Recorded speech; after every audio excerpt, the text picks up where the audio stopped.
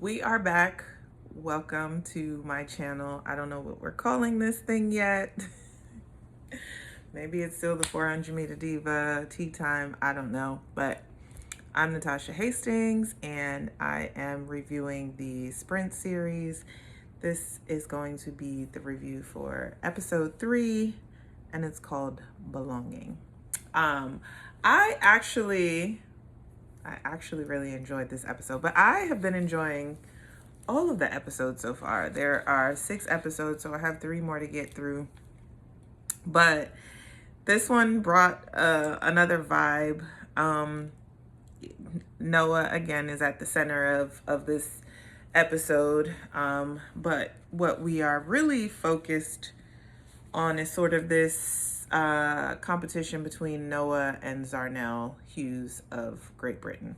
So we'll get to Zharnel a little bit later, but we start off with Noah Lyles essentially at the US trials in 2023 in Eugene, Oregon. The big thing here is that, he announces that he wants to go after the 100-200 double at the World Championships, but he barely makes it in the men's 100. He stumbles out of the blocks. And while I was watching it, it was kind of funny because for the entirety of watching this, I didn't necessarily remember that he placed 3rd at US Nationals in 2023. But watching the lead up to the race, in my mind, I was saying, he looks a little bit nervous. He doesn't seem like his confident self, right? Now, when he walked out on the track, he did do his usual antics, and I think he loaded the gun or something at the trials, if I remember correctly. But walking out to the track in the call room in Eugene before that 100 final, the look on his face to me didn't say like that's Noah in his zone. He seemed a little bit more nervous than usual. I could have been reading more into it, but then we went to the race and he stumbled out of the blocks. He came in 3rd. We have this saying, advance and survive. Which is usually a saying that we use when we're talking about making it through the rounds at the nationals or world championships or Olympics. But the same could be said here where, of course, he wanted to be US champ. The execution of the race was not the race that he hoped to have, but he survived. He advances to the world championship. So we then go to a week later. I got to give a shout out to the G-Wagon. Noah's G-Wagon, that's my dream car. His G-Wagon is nice. But anyway, the following week, we're a week after the U.S. Championships. And, we get a glimpse into going back to work, right? Like, he didn't perform the way that he wanted to. I mean, he has to go back to work regardless because the U.S. Nationals is not the end of the road. It's only the trials to the World Championships. But we get there and we see him getting back into the things. And he says, I almost didn't make the team. Now it's time to figure out, where is my body? What adjustments do we need to make? And what adjustments do we need to make going into the World Champs? We hear Coach Lance Brahman say something like, you have to be uncomfortable with the uncomfortable. Very cliche statement, but also very true in a lot of things. He was saying that as he was telling the guys to get into the blocks, and he was kind of giving them some cues of what he wanted them to do on that rep. But I also made notes here that sprinting can be kind of uncomfortable. The positions that you have to be in, they require you to be very strong. You got to be able to respond. And especially coming out of the blocks, it's probably the most uncomfortable position that you're in. And actually, sometimes when we stumble out of the blocks or we have a misstep, sometimes it's actually because you're kind of doing it right. But it's like this weird thing where like you're supposed to feel like you're falling coming out of the blocks. But again, the more and more you do it, the stronger you are, the better you are to hold the positions, all the things. But I just thought that was interesting that that was what he said, because I was like, that is quite a cliche saying, but also still very true nonetheless. At this moment, Noah said something, and I had to pause the show, because I was like, people don't like this man, but he says everything right. And I'm like, does he know what he's saying? Like, so Noah said, people who win races focus on themselves. They know what they're going to do. They don't focus on what others are going to do. Now, I promise you, if you're here, you should have watched episodes 1 review. I was critiquing the athlete's language. Noah was, again, the center of episode 1. And what like, the mindset, the language that I have been talking about, it is exactly that, right? Like, he's not worried about anybody else. He's worried about what he has to do, where he needs to be, what adjustments he needs to make. And I could have flung my remote.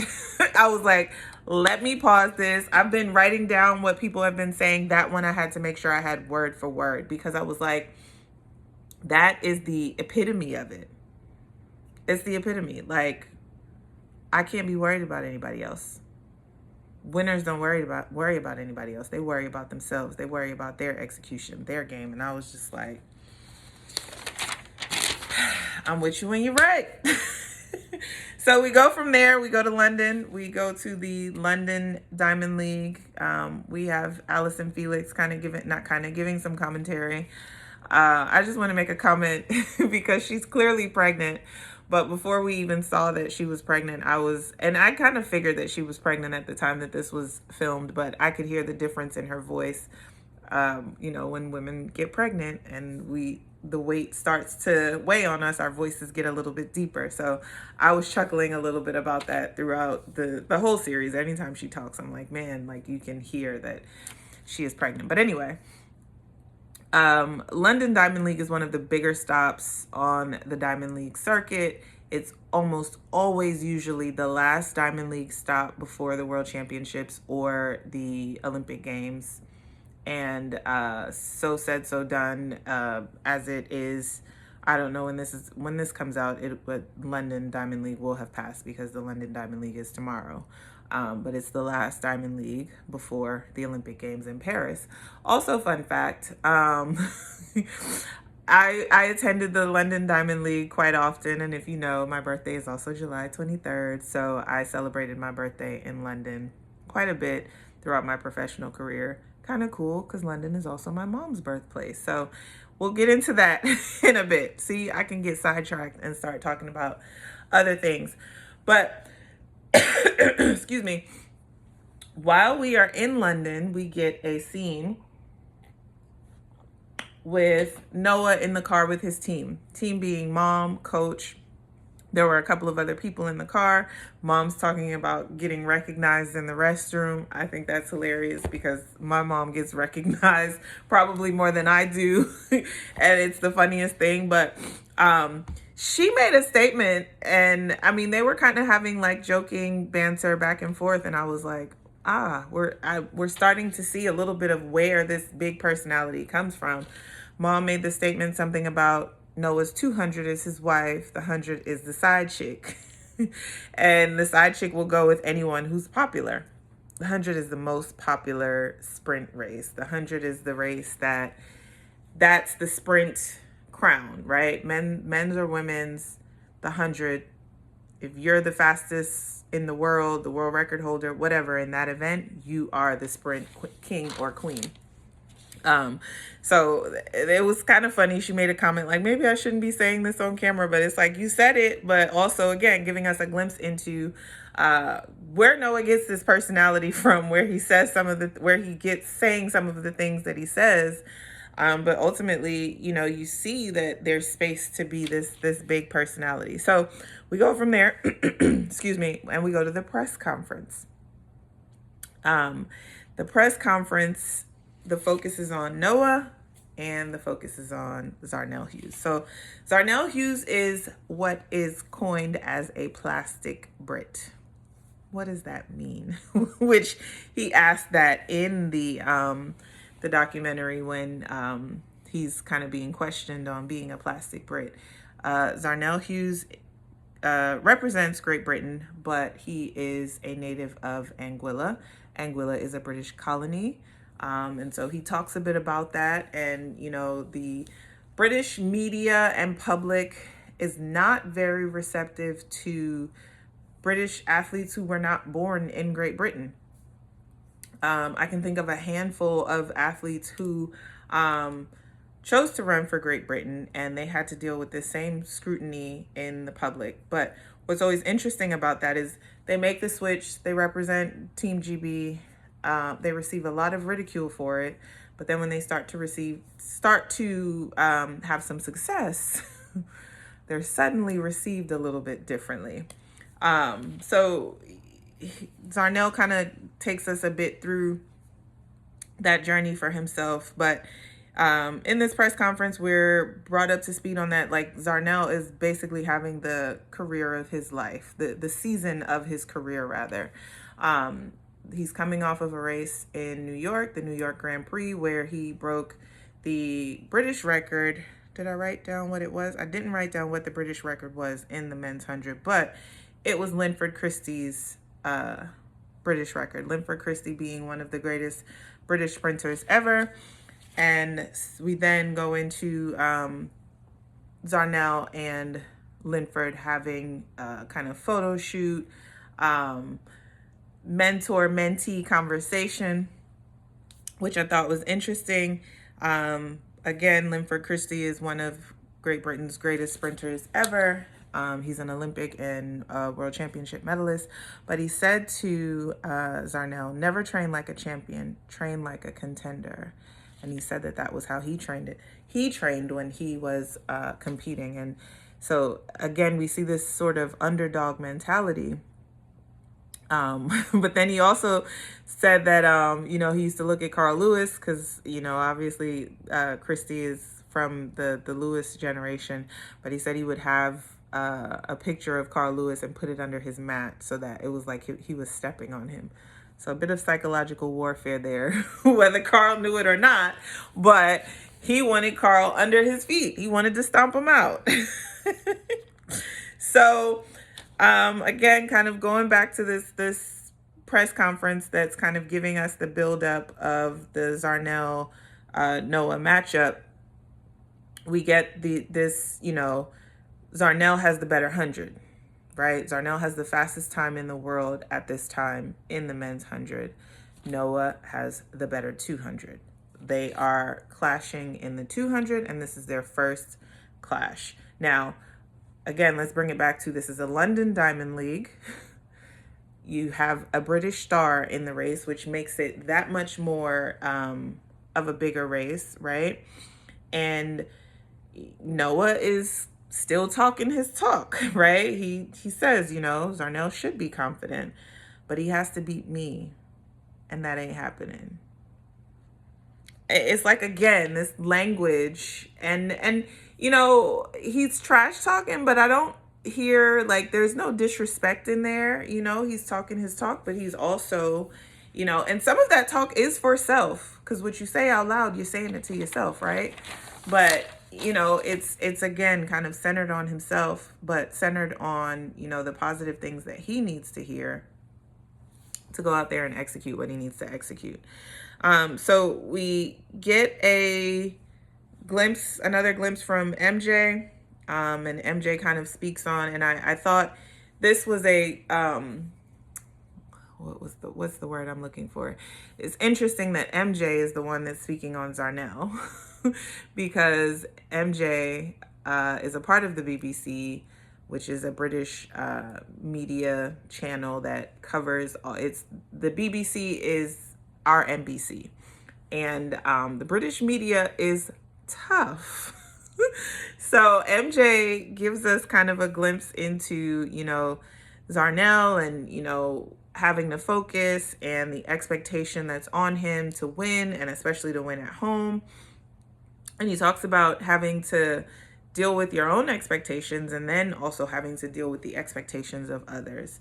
Um, Zarnell kind of he also mentions that like Team USA will try to throw you off. This is a part of his conversation with Linford.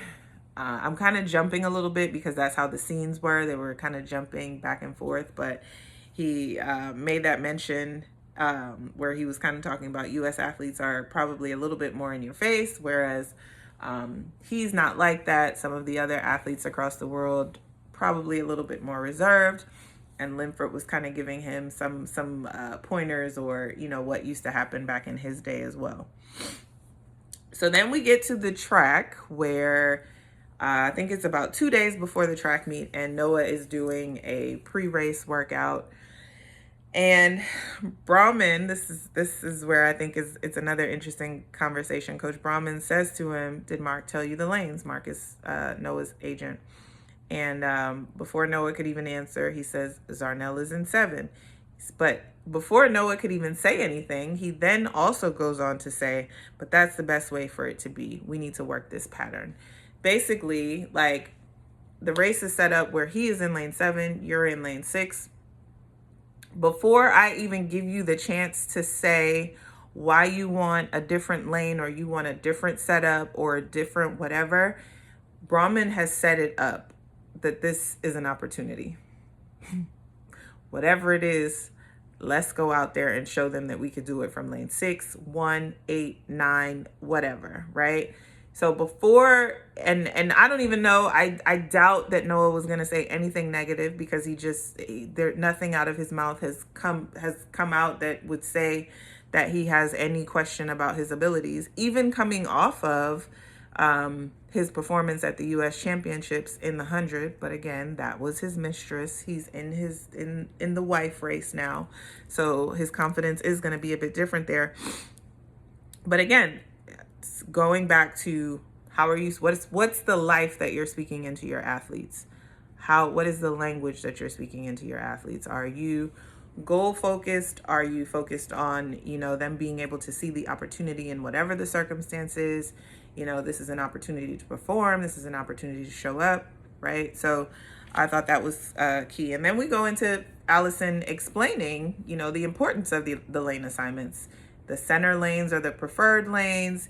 You want to be close to your competitor, but at the end of the day, a lane is a lane. You got a lane on the track. Go out there and run. Noah's mom then goes into how she flew to Switzerland or Zurich. I think they're the same. Is Zurich in Switzerland? And she's like, you know, I went out there and I flew out there. I spent all this money for 19 seconds. And I was like, what am I doing? And then someone told her, like, it's far more than that 19 seconds. You are Noah's emotional support. And we get a glimpse into, we'll get into it a little bit later on, but Noah's got a big personality, but he's got people around him that are protecting that are helping him to thrive in that. MJ makes a comment on Noah not being afraid of challenge and not even being afraid of, you know, wanting to take on this role of sort of transcending the sport, filling the shoes of the Usain Bolt. Usain Bolt was the personality. Now he's gone. Who's filling those shoes?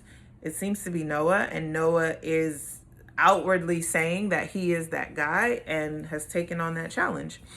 So then we get a scene from Bolt. Bolt is explaining how he was more of a 200 guy, but he ended up, you know, focusing on both and then being the world record holder in both the 100 and the 200.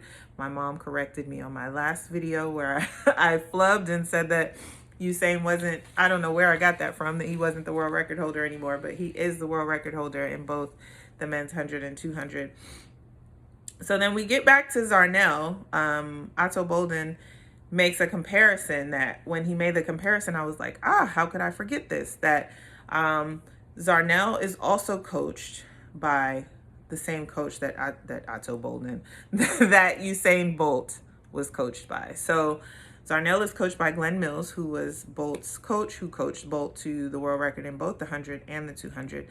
They both have similar race patterns, Zharnel and Bolt, and they're both taller men. You know, one of the things that was so fascinating about Bolt was that because of his size, because of how tall he is, he's well over 6 feet, maybe 6'3", 6'4", maybe even 6'5". That might be giving him too much, but whatever. His stride frequency for that height is nuts, okay?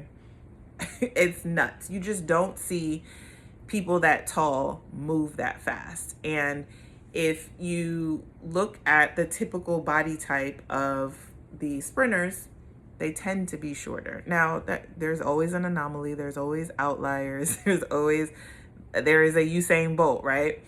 But typically speaking, because you have longer levers, that stride frequency that's necessary for the shorter sprints is a lot more difficult. But Bolt and Zarnell seem to have it. So we get a little bit of behind the scenes of who Zharnel is. Zharnel loves planes. He seems to be in pilot training. We get a little bit of a story about, again, he's from Anguilla. We see a picture of him running barefoot. But when he got those first pair of spikes, it was like, man, he just took off and he knew he was going to be fast from then. He talked about his first professional race in New York City. Shout out to Icon Stadium, one of my favorite stadiums. But his first professional race, he's racing against Bolt himself. And he actually came very close to beating him in that race. Like, Bolt practically dipped him out of the race. And Bolt kind of pays his respects to him and says, hey, like, this kid, he's got potential. If he stays focused, he just needs to believe in himself. Now, that's a lot coming from the world record holder, the Usain Bolt, right? And Bolt also, keep in mind, has an inside view to who this kid is, being that Glenn Mills is his coach.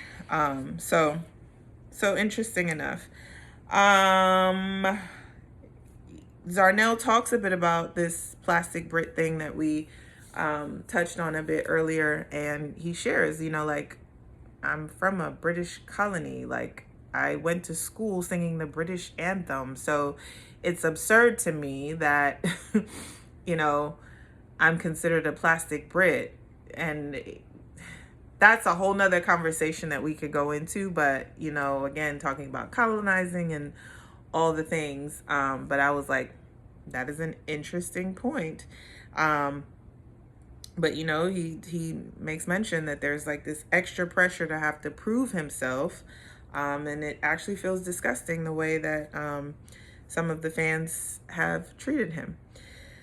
So then he talks about going into a dark spot after the Tokyo Games. And I had forgotten about this. And this is why people say, like, you only remember the winners, right? There's certain things, like watching this docuseries, certain things have come up for me that I'm like, oh my goodness, how could I forget that? In Tokyo, Zharnel was one of the favorites, right? He was one of the guys that it was like he could really sneak in here and get a medal. He false started. And as I was watching it, I was like, oh my God, I remember this. And like, they just play it over and over, and you could just see the devastation on his face. Like, a false start, you're out. There's no charge to the field. There's no everybody gets 2 false starts. I'm telling my age now. Back in the day, those were some of the rules, where once upon a time, everybody got 2 false starts. And then it went to the first false start is charged against the field, and the next person who false starts is disqualified. Now, no false starts whatsoever. But again, going through that history, psychological warfare, because you had people that would do it on purpose and, to mess with their competitors' heads. But anyway, Zharnel false started in Tokyo. And then he said it carried over. We see another race in Puerto Rico where he false started again. And he used the word traumatized. Like, I was traumatized. And he's like, it's all about getting the best start. And again, the 100 is a race that if you take one misstep, a step wrong to the left, a step wrong to the right, it makes such a difference. Like, every wrong step is a costly step. And so, again, getting insight into like such the pressure that these athletes are under when they're out there, and then to make such a big mistake and then to see it carry on with him throughout the years after that. It essentially was haunting him, right? But he talks about having a support system, and that support system like helping him to get through that and helping him to rise above to where we now see, you know, he's the British record holder in the 100, and we'll get to something a little bit later. So I wrote down, shout out to Anson. Anson Henry is another one of the content creators that is a former track runner, but is out here now. He was doing live infield content creation, talking about, you know, the Noah Zharnel lineup. And so it was cool to see him in the documentary, to see, you know, some of the, I don't like the word smaller, but, you know, we're not backed by media outlets. So out there doing their things, covering the sport that we love, the sport that we came from. But to see him on the documentary, I thought that was pretty cool. So I just wanted to give him a shout out. So we get some views of the stadium. We see Noah coming in, taking it in. He's coming in with his coach. Zharnel, same thing. So we get to the press conference where both Noah and Zharnel are sitting right next to each other. The interviewer host lets us know that it is a sold out track meet, 50,000 seats, the largest event at the time.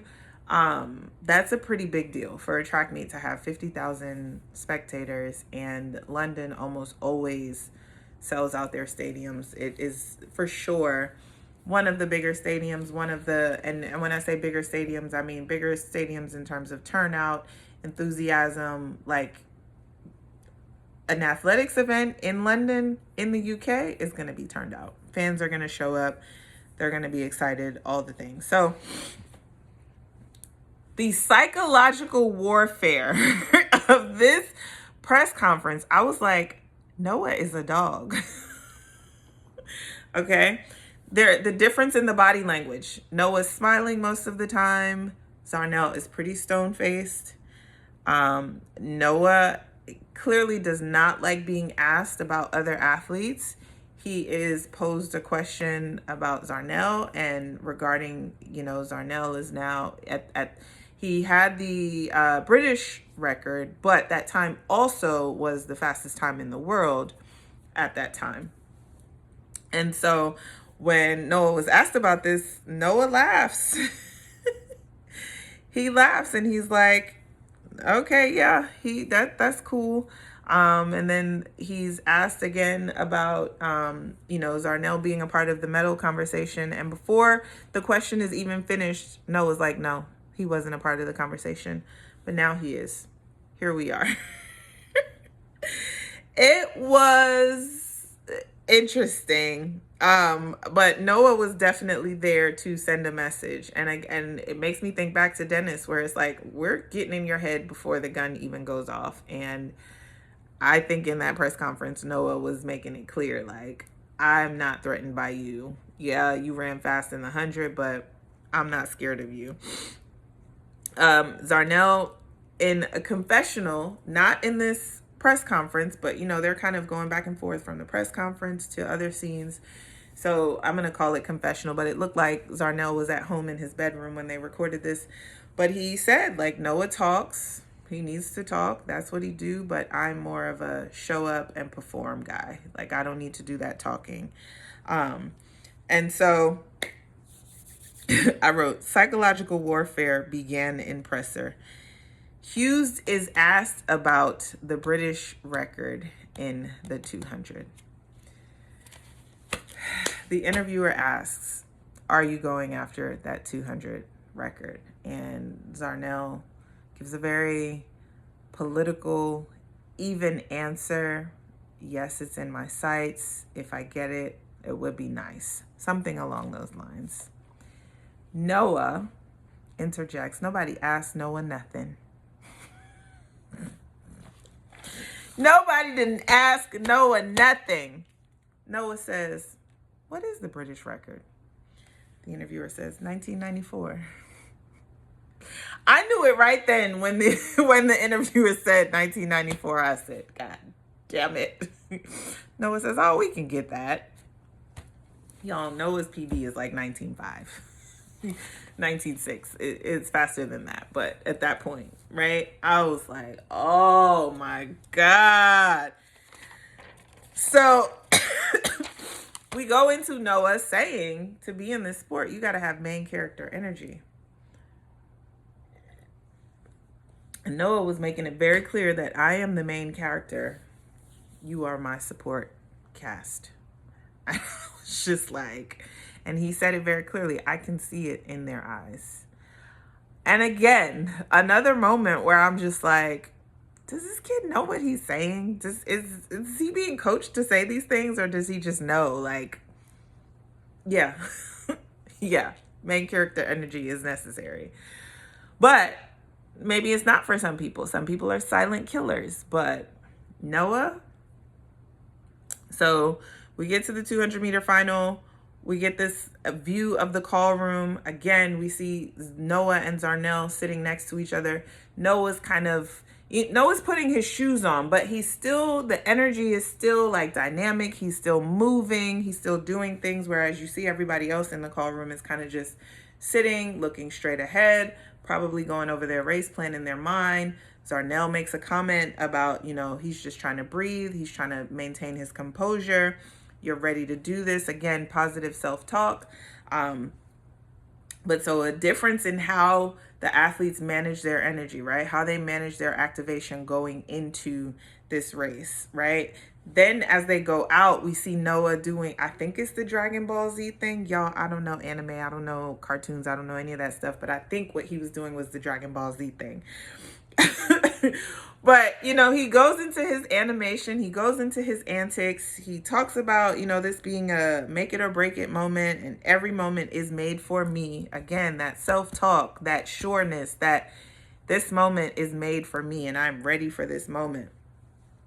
And again, we see, the difference in the stoicness of Zharnel, who is straight-faced, dialed in, doing his breathing, maintaining his composure, where we have this other one who is giving us all the antics. So the gun goes off. Listen, Noah ate that curve. And I was watching it like, yo, Zharnel, if you gonna beat Noah, you got to beat him off the curve because he has that 200. He has that close, But anyway, Noah ends up pulling away. He wins in 1946, the world lead. And Noah is Noah. Zharnel is third. Zharnel faded a little bit towards the end. They were close. But I would say like the last 30, 40 meters, the other sprinter came through and separated the two. So, we get a bit of respect between the two. After some suspense, we finally learn, based on how they finished, I was like, Zharnel definitely got the British record. But we did learn that Zharnel ran 1973, which the previous record was 1994. So that's actually a pretty big gap. So Zharnel is now the British record holder in the men's 100 and 200, right? We see him doing an in-stadium interview. And again, this is your plastic Brit, right? But now he's a little bit better well-received, if you will. So anyway, I respected the respect between the two after the race. Noah, again, is talking his talk, paying his respect, but also I feel like there's a little bit of trash talking in the respect too. Like, see, I told you we was going to get that. I knew you was going to get that. Congratulations. But like, and I think that's cool to see, right? Where it's like, this is the competition that we want to see. This is also like, it can be respectful. You can talk your stuff, but still have fun with it. And, so that was cool. And then, Hughes talked a little bit about wanting to be closer. But he got the British record on home soil. He's even more determined for the World Championships. How much more can I push myself? And again, we're back to this perfectionism that we see a lot in high-performing athletes, where, again, there's only one winner. Everybody else is a loser. And even as a winner, we heard Christy say it earlier. train like a contender. Don't train like a champion. You're always wanting to get better. But when you don't win, this man just got the British record and it still wasn't good enough. Right? It still wasn't good enough to be the best that day. So again, kind of a glimpse into like, sometimes your best isn't good enough, but how do you reconcile that with yourself, right? So then we go to Noah at the dinner table with his team, and it is a toast to the next stop. And Coach Brahman says, the next stop is the double in Budapest. And I'm like, Chiwi, right? Like, this is just like, to me, it's like, I see it. I see why he's so confident. Everyone around him is confident. Everyone around him is only speaking life and confidence into him and belief that he can do it, right? But like, and everyone is saying it with their chest, and you can feel it, you can hear it. Noah's mom says some things that I thought was spot on. You know, we're back to this quote where heavy is the head that wears the crown. And she said, it's easier to win as the underdog. But once that expectation changes, when you become the champion, the whole atmosphere changes. And, you know, I wrote down, his team is making sure his head is strong enough to wear that crown. Like, I don't know how people are saying they don't enjoy this. We didn't need this. It was a waste of time. I don't know. Like, I am just so enjoying, like, breaking all of this down, seeing, you know, the support systems, seeing I'm having like moments of nostalgia, you know, reminiscing on the times that I was in the call room, the gun going off, that release, all the things. I don't know. I don't see it. Like, I'm enjoying so far. So anyway, this was a review of episode 3. Again, leave your comments, requests, whatever, down below. Oh, if you're interested in working with me, with any athletes or that sort of thing, reach out to me. You can hit me up in the DMs, whatever. What else am I supposed to say? Like, comment, subscribe. We're halfway through the series, and we'll be back for episode 4, right? Bye.